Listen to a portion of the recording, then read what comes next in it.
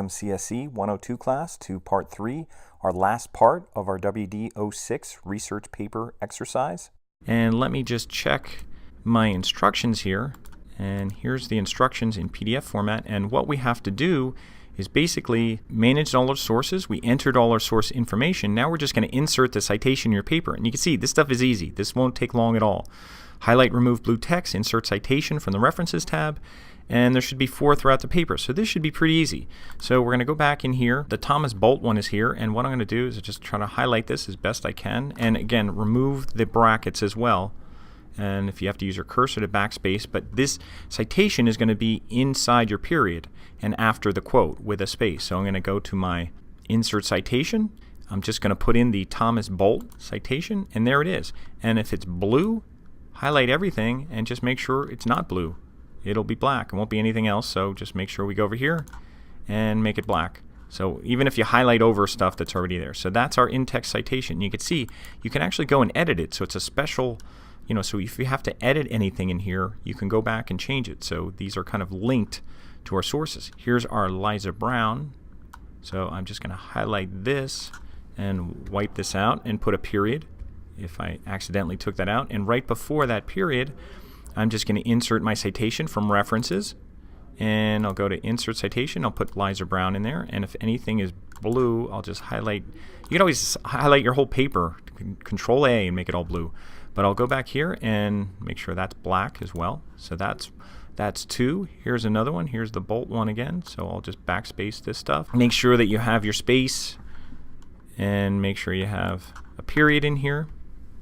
So if you have to zoom in a little bit, which I should probably do here, I'll zoom in here and make sure I'm seeing the right thing. So I'm going to go right before that period right here, and I think I got it. And I don't use 2 spaces after a period, and it's not usually recommended in modern typography, but check with your instructor and check with your MLA 8. It's typically not required to put 2 spaces because it doesn't need it, but I would double check and always ask about that. So anyway, I'm going to insert. This is the one for, I forget which one this is. I think this was another Thomas Bolt. And just make sure I just highlight everything and make sure it's black. And then I'm going to zoom out a little bit more and go down to the bottom of my page. And I think the last one I have here is DIY. So I'm going to highlight this, and actually I'm just going to delete that and make sure I go to References and insert the new one, which is the DIY editor. Make sure I put a period at the end, and then make sure that I make all this stuff black. Doesn't hurt to make sure the returns are black. And doesn't make you know what? I could do Control A. If you're not sure, do Control A and make everything black. Then you don't got to worry about it. All right, now it says insert a page break. So I'm going to go in here and I'm going to highlight this and insert a page break right over it. So I want to get rid of this text. So I want to go to, so make sure you highlight this where it says insert page break, and then go to Insert and find Insert Page Break. So here's Pages, and they have Page Break through there. If you're on a Mac, you might have like a menu that says Insert and Page Break. So we're going to insert Page Break, and you can see what a page break does. It creates a page break. There it is. If you ever want to remove it, you could highlight it and delete it. But it breaks you to another page without hitting return a bunch of times. And right here, this is where I'm going to put my bibliography. So I'm going to click right here in front of this return that's on the next page. I'm on page 4.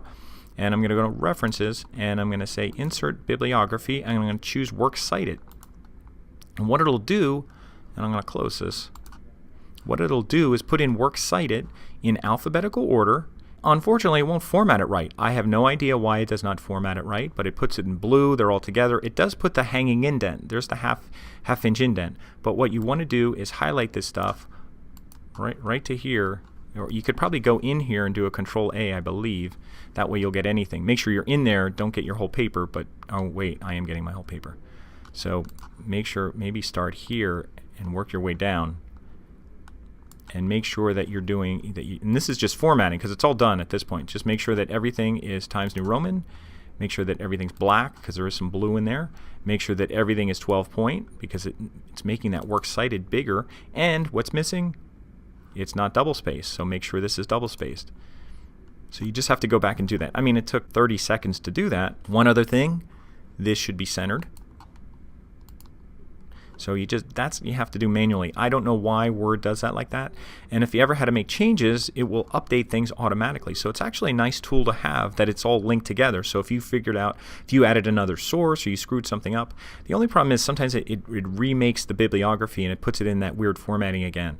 Now you can see that it puts titles in italic. It does everything that you need here. It puts your URLs with the brackets. So everything should be okay. So your paper should be done. There shouldn't be any border on it. If you click off it, you shouldn't see anything once you click off it. So everything should be okay, and you should be able to save everything if you want to spell check or do anything like that. But just make sure everything's formatted. You have your 1-inch margins, you have your headers, and this one I don't think I did it. I think on the first video I might have, the older video.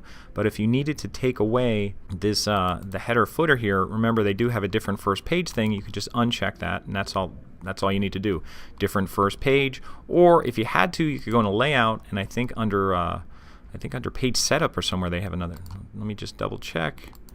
Custom margins, I think they have a place under layout that says different first page. So there is 2 places to do that. I'll cancel out. I did that, but it's easier just to double click in your header, and they have a little go in here, and this is where they had a place to do it. If you need to go back, you could uncheck it and it'll go back, but I'll check it here and put different first page. That means it won't be on the first page. It'll be on page 2 and page 3 and page 4, including your bibliography. So I think we're done. So that's part 4 of this. Hopefully that wasn't too bad with our new references that we had in here. So good luck with that, and then just upload it and send it in like you would normally.